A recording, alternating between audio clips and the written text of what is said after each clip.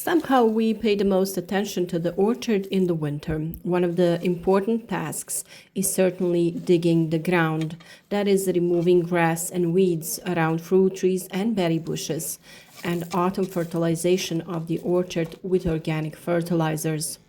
Along with protecting the fruit trees by spraying and pruning, this is a very important step in maintaining the orchard in order to achieve better yields.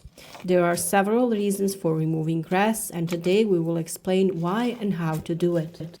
If we leave grass to grow around our fruit trees, it takes away a lot of nutrients from them and thus stops them from growing and developing. This is the main reason why to remove grass around the very tree and berry bushes. The difference in growth is truly obvious, but if you want to see it by yourself, it is best to monitor the growth of several seedlings planted in different places. Around the part of the fruit trees, every year dig the soil and remove the grass regularly, and on the other part of the fruit trees, leave the grass to choke them and just cut it with a lawnmower. After a few years, you will notice the seedlings that were the same size when you planted them have grown very unevenly. Seedlings around which the grass has been removed will grow twice as much as those around which the grass has not been removed, which suffocates them. The growth is much slower and the yield is also much lower. When you remove the grass around the fruit tree, whether in the fall or spring, I recommend that you also fertilize the fruit trees. Of course, you can do this in one process. This will ensure good and healthy growth for your fruit trees. I definitely recommend you do it with one of the organic fertilizer for fruit trees that are available in many stores today at quite affordable prices. Digging is usually done in a space that is the width of the crown of the fruit tree itself because the roots expand in the soil in the same proportion. Digging is not done too deep. However, about 20 centimeters are needed so that the nutrients can be mixed into the soil. Of course, for fertilizing fruit trees in the fall and when planting, organic fertilizer in the form of granulates or pellets is always a better choice. In addition to organic nutrients such as manure, vermicompost, compost, ash, or other nutrients, we can add mineral nutrients based on potassium and phosphorus. The fertilization is very important in order to enrich fruit trees with minerals necessary for achieving better yields. We have already talked specifically about feeding with manure and similar nutrients, dosage and timing. In addition to adding the necessary nutrients, the soil then becomes rich, loose, and has a better water-air regime.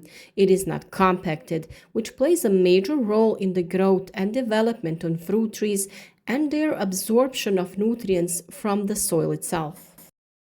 When adding nutrients, it is important to mix them well into the soil because this will make them last longer, especially when it comes to manure or similar organic nutrients, because by covering them with soil, we protect them from drying out and their effect is long-lasting. Another important reason to stay away from fruit trees is damage to the trees when mowing the grass around them. Even if you use a trimmer or a regular lawn mower around fruit trees, it often happens that you graze the fruit tree, thus causing great damage to the bark. From what I have heard from others, this often happens to many people, especially if you have a large area and you get bored with the work, you rush because it takes too much time.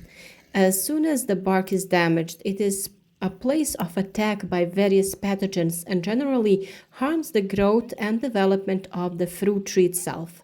As long as the grass is removed from the fruit tree itself, there is no need to mow next to it, so there will be no unwanted damage to the tree.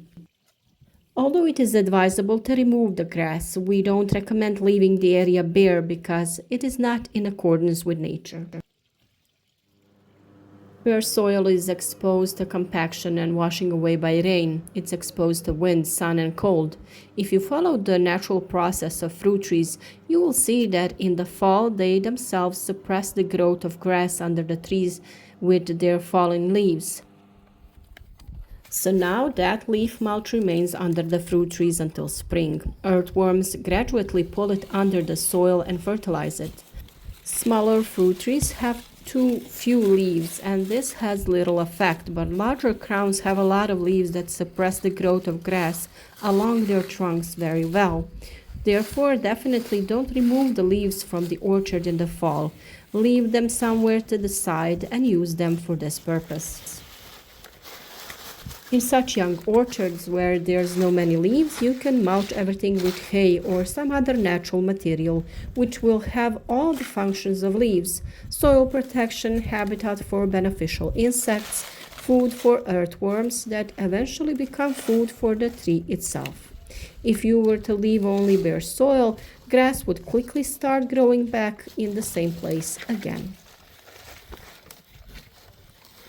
With this action, we prepare the fruit trees for the rest of the winter, but also for spring development and better fruiting in the summer period. These are some steps that require a little bit of your time, but certainly make a big difference in the cultivation and the harvest itself. If you do think that this is too much work for you, in any case, just fertilize the area around the fruit trees to help the fruit trees develop and bear fruit. And also to support our work and help us share information about growing fruits and vegetables with other people, please share this video with your friends on social networks and mark the video with a like. Thank you so much for watching.